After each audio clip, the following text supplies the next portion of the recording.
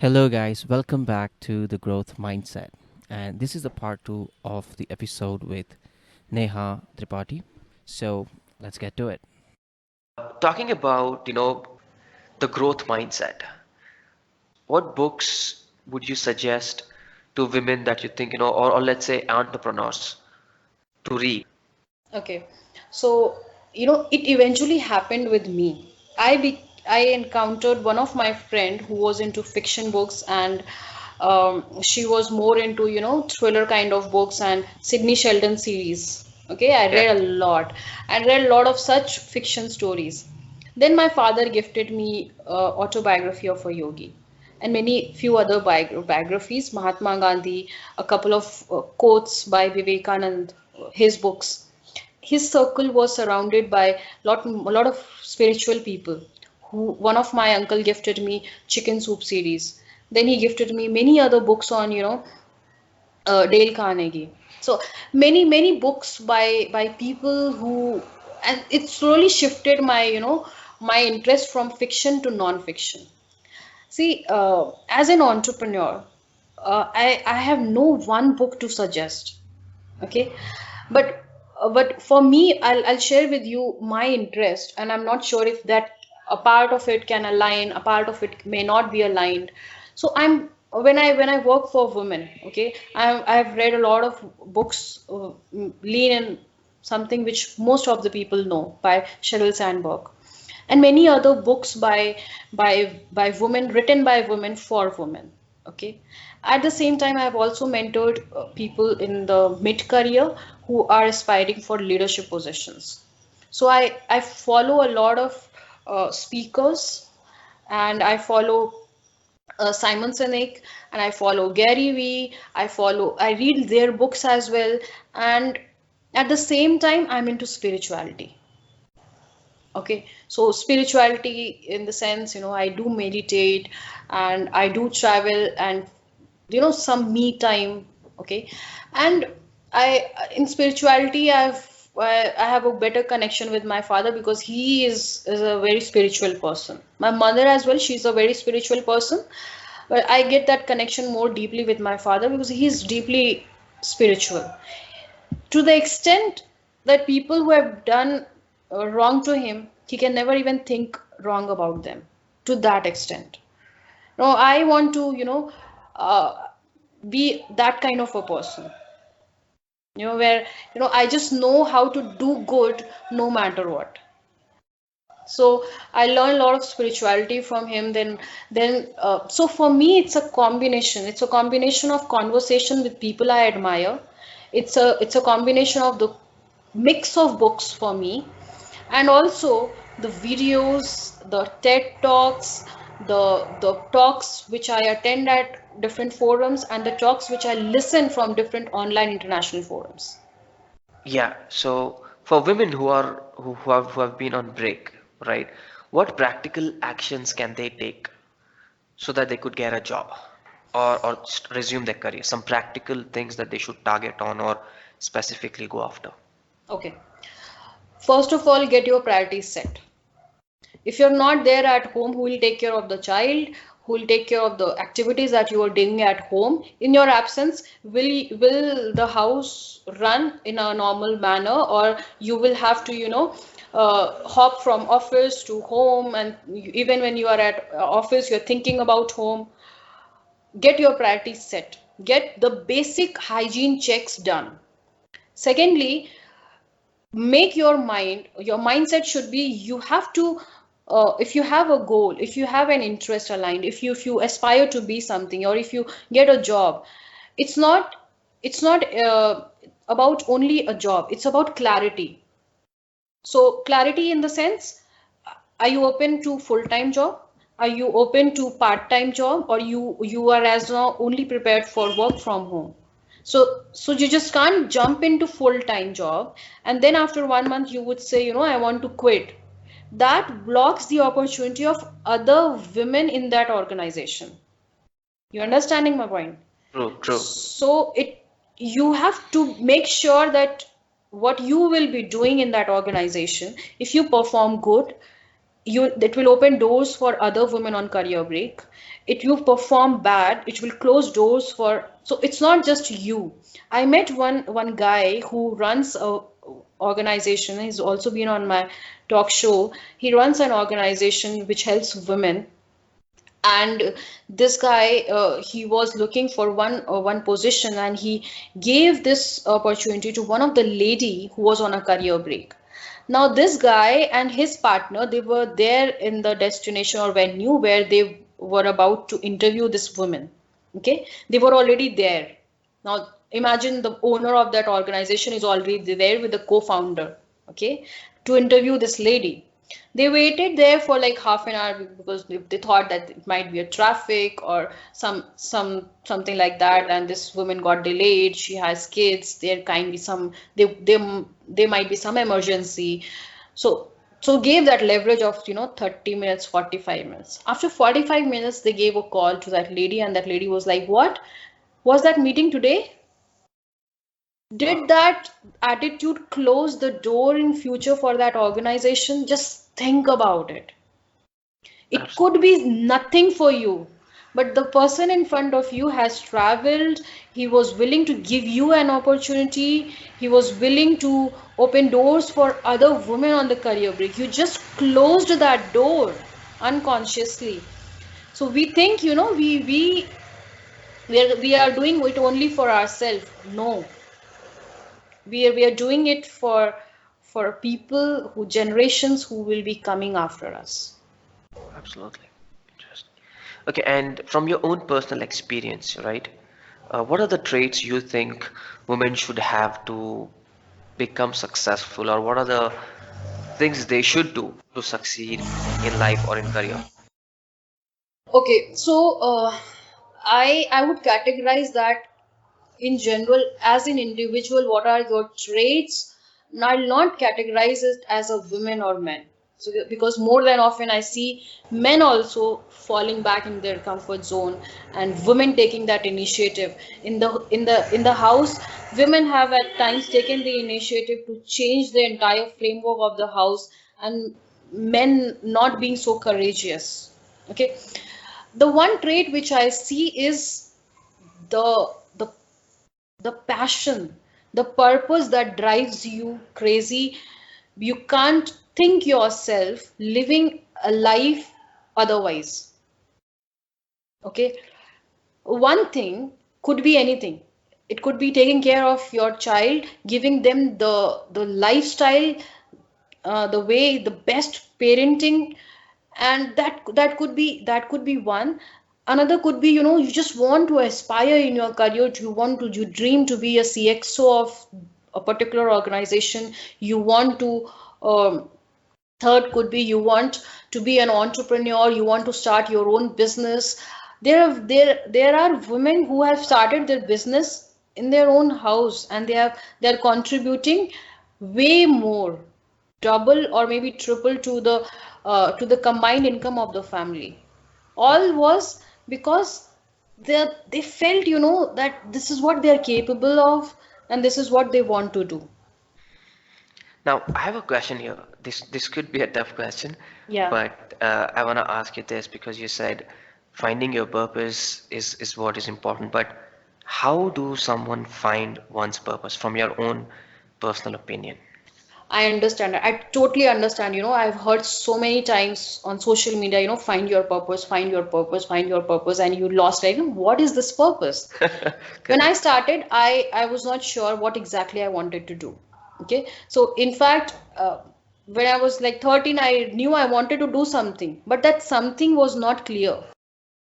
I still believe that something I have not explored completely. It's not that, this talk show, the kind of value I'm giving this talk show is the only thing I'm capable of. There could be a possibility that I have partially explored, and there is a whole lot of pool that I have to explore. So it's never, like you just jump into something and you explore your purpose all of a sudden. It's a process, I would say.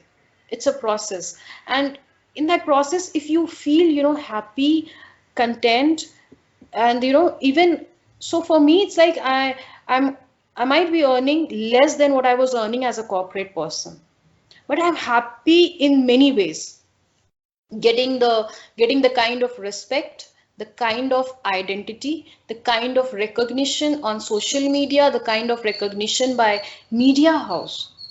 This has given me, authentication that yes, I am doing something. A lot needs to be done, a lot much has to be figured out on how to be done and what multiple streams I can get into. But yes, this is what I feel my happiness, my contentment, my solitude resides peacefully. I love that answer. What advice would you give the young ladies that are just coming out of college and wanting to start their careers? Okay, so all the young ladies out there, as soon as you start your career, your journey, look up to people who you get inspired from their journey, their learnings, their experiences, the kind of figure they are at those top levels, and have mentors for yourself.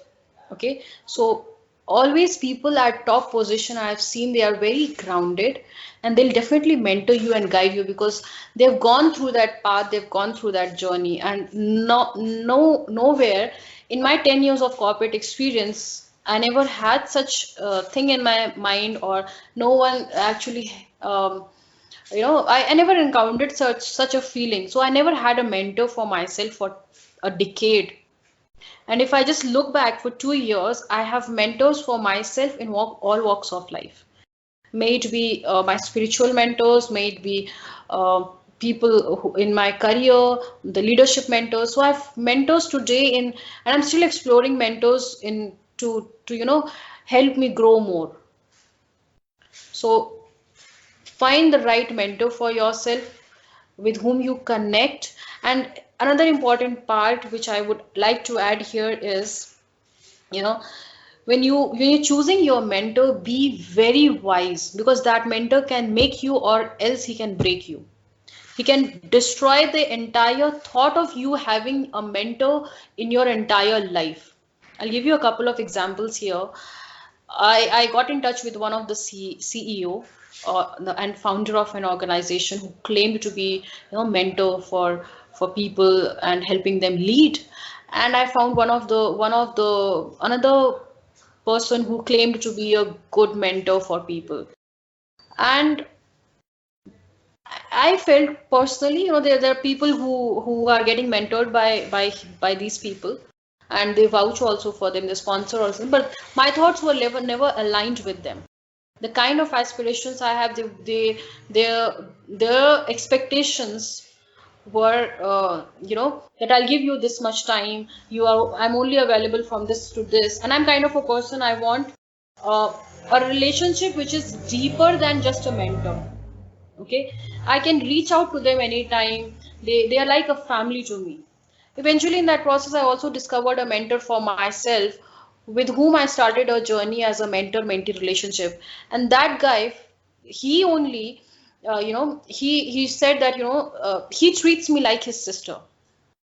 So that relation has outgrown to next level where, he's like a brother to me. I can reach to that person to any time. He has come and he has stayed with us. It's a different level altogether. If you can get those kind of people in your life, you're sorted. Absolutely. But again, when the ladies are out, right, they're not, I wouldn't say wise, but again, they don't have that much experience of choosing a mentor, right? In that case, how can they identify if that person is the right mentor for them or not? So I also never knew. I'm also a woman and I'm not wise. So I never knew who is the right man.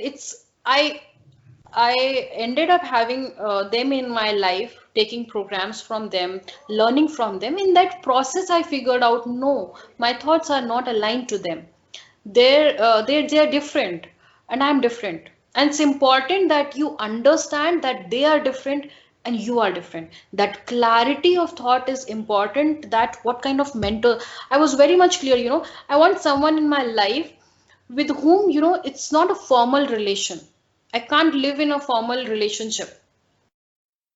For me, formal relationship is like, I can't, I'm not attached to that relation. I'm not connected to that relation. And That kind of people, how can they help me grow in my life?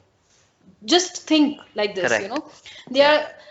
are, so I went to one of the workshop wherein, you know, this coach was abroad. Okay, his mentees would, you know, teach you how to become a good coach. So I went there because I could see that person as a leader. For me, he's a leader. I want to be guided by him, you know. And if he's not available for me, how can he mentor me? Just think about it, you know. If he's this person doesn't even know my story, doesn't even know how I want, what I want, how can he mentor me? Social media has helped me to, you know, figure out mentors. Social media has helped me to connect with them, build a relation with them. Social media, from there I've, you know, shortlisted people with whom, you know, I can connect. And eventually I've figured out, you know, okay, this is the person I can take this mentorship ahead, or these are the people who are not aligned to my thoughts, so let's respect the journey and drop out. Okay. And what about women? Women who want to start their own business. Now, you have your own personal experience in starting your own talk show and your own business. So, what were some of the challenges that you faced while you were starting this business, and how did you overcome those so that even women who are planning to start their own business can learn from you? Okay, two of the major challenges that I faced: one, I never had a business background. Okay. Two, I had recently relocated to this metro city from another metro city. So I spent my entire childhood, most of it in the north. I did my MBA from Hyderabad, but that was also a couple of years. But most of them I have spent in Delhi NCR. Okay. Now I was very much new to this city. So either I would have sat back and, you know, thought that no one knows in the city, I can't do anything, I don't have any connections. Or you go out, you network with people. I also didn't know, you know, where to go out. So I ended up having five relevant and two irrelevant ones, okay, which were not relevant to me. But then at least it's important to, and that was also an investment of time and money, because most of these events are paid. And then in Bangalore, if you have to travel, it will take 1 hour minimum, and then you only have the option is the cab. You have to invest everywhere. If you have a mindset that, you know, free का सब मिल जाए, कुछ नहीं मिलेगा इस दुनिया में free का, nothing, and you will end up being there after 1 year and 2 year. Have an open mindset to invest. Cut down on your luxuries boss. एक पार्लर मत जाओ, ठीक है, पिज्जा कम खा लो, बाहर का खाना कम खा लो, घर पे ज्यादा खा लो. You have ways to figure out, you have ways to figure out. And even it has been, you know, after 2 years, 1.5 year, 2 years, I have all the investments that I have done on myself, they are all from my savings. No one has financially support me, and I'm proud of it. Wow.